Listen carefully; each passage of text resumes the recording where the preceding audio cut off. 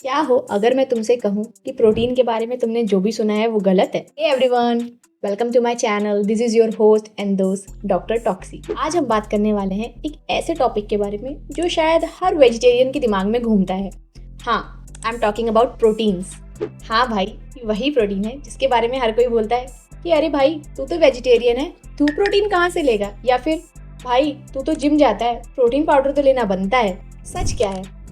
कितना प्रोटीन चाहिए, कहाँ से लेना चाहिए, और क्या सच में प्रोटीन पाउडर लेना ज़रूरी है? आज हम इन्हीं सारे सवालों के जवाब देंगे, कन्फ्यूजन्स दूर करेंगे और एक ऐसा प्लान बनाएंगे जो आपके हर प्रोटीन रिक्वायरमेंट्स को पूरा करेगा। Any delay, let's get started. सबसे पहले ये जानना ज़रूरी है कि प्रोटीन हमारे लिए आखिर इतनी बड़ी डील क्यों है। प्रोटीन जो है वो हमारे शरीर का बिल्डिंग ब्लॉक बनाता है।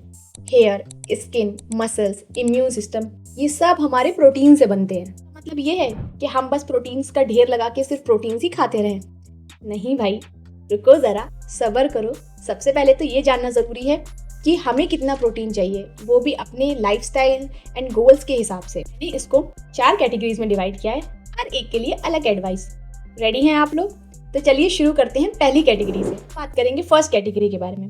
फर्स्ट कैटेगरी में हमारे ऐसे लोग आते हैं जो बेचारे सुबह उठते ही ऑफिस के लिए भागते हैं, दिन भर बेचारे कंप्यूटर के सामने बैठे रहते हैं और लास्ट में रात तक आते आते वो बेचारे मजदूर हमारे ट्रैफिक से लड़ते हुए घर पहुंचते हैं, तो उनके पास में एक्सरसाइज का टाइम बचता है 0। अक्सर हम लोग में से ही होते हैं जो कि इस कैटेगरी में फॉल करते हैं। अगर तुम भी इसी कैटेगरी में आते हो तो ध्यान से सुनो। सबसे पहले तो तुम्हें किसी भी तरह के प्रोटीन पाउडर के चक्कर में नहीं पड़ना है, बट हाँ, तुम्हें अपनी डाइट में प्रोटीन रिच फूड्स ज़रूर ऐड करने हैं। क्यों?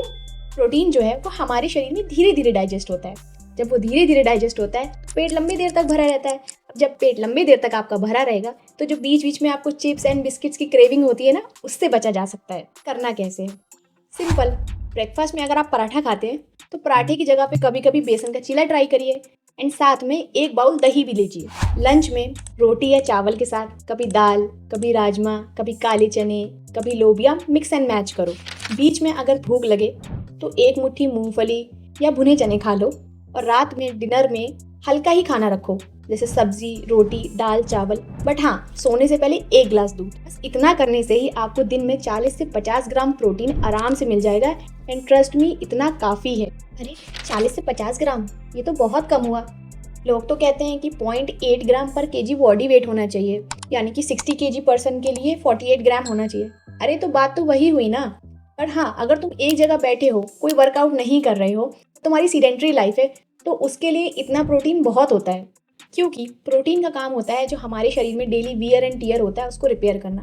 मगर अगर तुम एक जगह पे भी बैठे हो और सिर्फ सोफे पे पड़े रहने वाले इंसान हो तो तुम्हारी बॉडी में क्या ही तोड़फोड़ होगी। चलो अच्छा, इसको एक एग्जाम्पल से समझते हैं। जैसे मान लो कोई नई बिल्डिंग बन रही है, उसका कंस्ट्रक्शन चल रहा है, तो नई बिल्डिंग को बनाने के लिए बहुत सारा सीमेंट एंड बहुत सारा सरिया चाहिए। लेकिन एक बार वो बिल्डिंग बन के खड़ी हो जाती है तो उसके मेंटेनेंस के लिए आपको सीमेंट थोड़ा कम ही चाहिए होता है। तो जो हमारी बॉडी है वो भी किसी बिल्डिंग की तरह है जहाँ पे 25 साल के बाद कोई भी नया कंस्ट्रक्शन होना बंद हो जाता है, लेकिन फिर भी मेंटेनेंस के लिए सीमेंट तो चाहिए ना, प्रोटीन के फॉर्म में। लेकिन प्रोटीन इंडस्ट्री ये नहीं चाहती कि आपको ये चीज़ कभी पता चले। क्यों? क्योंकि फिर उनका प्रोटीन पाउडर कौन खरीदेगा। अब हम बात करते हैं हमारी सेकंड कैटेगरी की। इसमें वो लोग आते हैं जो दिन भर तो बैठते हैं लेकिन फिर भी वो आधा से 1 घंटा एक्सरसाइज के लिए निकालते हैं, जिसमें वो या तो जिम जाते हैं या घर पे वर्कआउट करते हैं या फिर वो एक्सरसाइज करते हैं, या कुछ नहीं कर पाए तो वो पार्क में रनिंग के लिए चले जाते हैं। ऐसे लोगों को कितना प्रोटीन चाहिए? इस कैटेगरी के लोगों को 50 टू 70 ग्राम्स, यानी कि 50 से 70 ग्राम प्रोटीन लेना इज सफिशिएंट। और ये भी आपको गिन के खाने की ज़रूरत नहीं है, क्योंकि इंडियन डाइट में हमें इतना प्रोटीन मिल जाता है जिससे कि हमारी ये वाली रिक्वायरमेंट्स भी पूरी हो सकती हैं। लेकिन उसके लिए आपको सिर्फ और सिर्फ थोड़ी सी प्लानिंग की ज़रूरत है, दैट्स इट। तो जैसे 1 बाउल में सुबह सुबह आपने दही और उसके साथ बेसन का चीला एंड ओट्स ले लिए। लंच में आपने वही अपना नॉर्मल रोटी, सब्जी, चावल, उसके साथ दाल या राजमा या काले चने ले लिए, उसके साथ में थोड़ा सा दही ले लिया। फिर अगर आपको शाम में थोड़ी सी क्रेविंग हुई तो आपने 1 मुट्ठी मूंगफली या उसकी जगह पे भुने चने ले लिए एंड डिनर के टाइम पे आपने पनीर या टोफू के साथ में सब रोटी ली आपने। उसके बाद में आपने सोने से पहले 1 गिलास दूध ले लिया। इतने में आपका 60 टू 70 ग्राम्स प्रोटीन, यानी कि 60 से 70 ग्राम प्रोटीन आपको आराम से मिल जाता है। अब देखो, जो हमारा पनीर होता है उसमें 100 ग्राम पनीर में हमारा 20 ग्राम प्रोटीन होता है। अगर हम 1 गिलास दूध की बात करें तो उसमें 9 से 10 ग्राम हमारा प्रोटीन होता है। और अगर हम 1 कटोरी भरी हुई दाल की बात करें तो उसमें हमारा 14 से 15 ग्राम प्रोटीन आराम से मिल जाता है। तो हो तो गए 60 से 70 ग्राम प्रोटीन, गिनती भी नहीं करनी पड़ती। तो अब कुछ लोग बोलेंगे कि भाई घर में रोटियां गिन के कौन खाता है और तू प्रोटीन गिन के खा रहा है। तो relax bro, Indian food is already balanced, all you have to do is कि जंक फूड छोड़ो एंड थोड़ा घर का अच्छा सेहतमंद खाओ। तो अब हम चलते हैं हमारी तीसरी कैटेगरी की तरफ। इसमें वो लोग आते हैं जो मसल बिल्डिंग के लिए हैवी वेट ट्रेनिंग करते हैं। ये लोग रोज दिन में जिम जाते हैं, वहाँ पे 1 से 1.5 घंटा देते हैं क्योंकि इनका गोल है एक मस्कुलर बॉडी बनाना। इन कैटेगरी के लोगों को जो प्रोटीन की रिक्वायरमेंट होती है वो होती है 80 से 120 ग्राम, यानी कि 80 to 120 ग्राम्स। लेकिन यहाँ पर एक कैच है कि अगर इन्हें इस लेवल ऑफ प्रोटीन को डाइजेस्ट करना है तो इनको वर्कआउट भी उसी लेवल का करना पड़ेगा। एंड यस, इनके लिए वाटर रिक्वायरमेंट मस्ट है, जो कि दिन में 3 से 4 लीटर होना ही चाहिए। So these kind of people will need 80 to 120 grams of protein, जिसको इनको डाइजेस्ट करने के लिए बहुत सारा पानी एंड बहुत सारा वर्कआउट लगेगा। तो ये कैटेगरी के लोग अपनी प्रोटीन रिक्वायरमेंट्स कैसे फुलफिल करेंगे, कैसे मैनेज करेंगे? तो सबसे पहले एक काम कर लो, सुबह उठते के साथ ही दूध के साथ दलिया ले लो, जिसमें कि आपको 25 ग्राम प्रोटीन आराम से मिल जाएगा, 25 ग्राम्स। और लंच में छोले और राजमा के साथ रोटी, चावल और दही ले लो, इससे आपको कम से कम 25 ग्राम प्रोटीन तो आराम से मिल जाएगा। शाम होते होते मूंगफली और भुना चना मिक्स ले लो, इसमें ऑलमोस्ट 20 ग्राम तक प्रोटीन होता है। मतलब अगर आप इसको मिक्सचर में लेते हैं तो इसमें आपको 20 ग्राम प्रोटीन आराम से मिल जाएगा।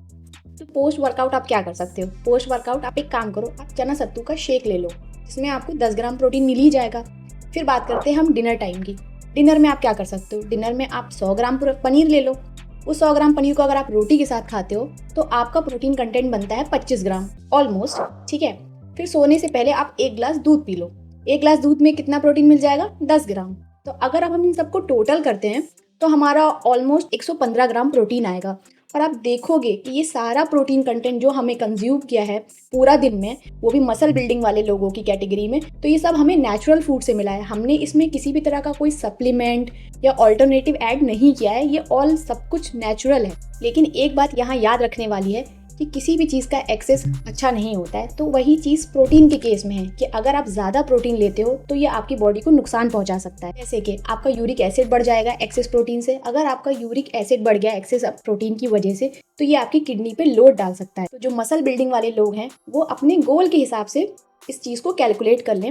Let me give you an example कि मान लो अगर अभी आप 75 kg के हो और आपका गोल है कि आपको 100 kg तक जाना है, तो आप 75 kg पे 1.6 ग्राम पर kg के हिसाब से कैलकुलेट कर लो, तो आपका ऑलमोस्ट आ जाएगा 120 ग्राम्स। और सबसे बड़ी चीज़ कि ये 120 ग्राम भी आपको ऐसे नहीं करना है कि आपने एकदम से डे 1 से ही आपने 120 ग्राम कंज्यूम करना स्टार्ट कर दिया, क्योंकि वो उसके लिए आपकी बॉडी रेडी नहीं है, अडेप्ट नहीं है। तो आपने क्या करना है, आपको ये 120 ग्राम धीरे धीरे आपकी बॉडी को अडेप्ट कराना है। पहले थोड़े थोड़े से स्टार्ट करना है, थोड़ा थोड़ा प्रोटीन खाना स्टार्ट करना है, उसके बाद आप धीरे धीरे 120 तक जाना है। तो अब हम बात करेंगे अपनी 4th कैटेगरी के लोगों के बारे में, जो हमेशा इसी में कंफ्यूज रहते हैं कि प्रोटीन पाउडर्स लेना है या नहीं लेना है। तो देखो, अगर तुम मसल बिल्डिंग कर रहे हो और तुम्हें 4 से 5 महीने हो चुके हैं जिम जाते हुए, लेकिन तुम्हें ऐसा लग रहा है कि तुम्हारी डाइट से तुम्हें उतना प्रोटीन नहीं मिल पा रहा है जितना तुमको चाहिए, तो तुम प्रोटीन पाउडर सप्लीमेंट के तौर पे, एज अ सप्लीमेंट के तौर पे ले सकते हो। लेकिन ये याद रखना कि मार्केट में धांधली बहुत है। 70% प्रोटीन पाउडर्स जो अवेलेबल है मार्केट में, उसमें उतना प्रोटीन होता ही नहीं है जितना उनके पैक पे लिखा होता है। उल्टा उसमें तुम्हें आर्टिफिशियल स्वीटनर्स एंड फ्लेवर्स ज़्यादा भरे हुए मिलते हैं। तो फिर करना क्या है? देखो, सबसे पहले ट्राई करो कि अनफ्लेवर्ड प्रोटीन पाउडर यूज़ करो, या फिर किसी ऐसी कंपनी का प्रोटीन पाउडर यूज़ करो जो कि जेन्युइन हो।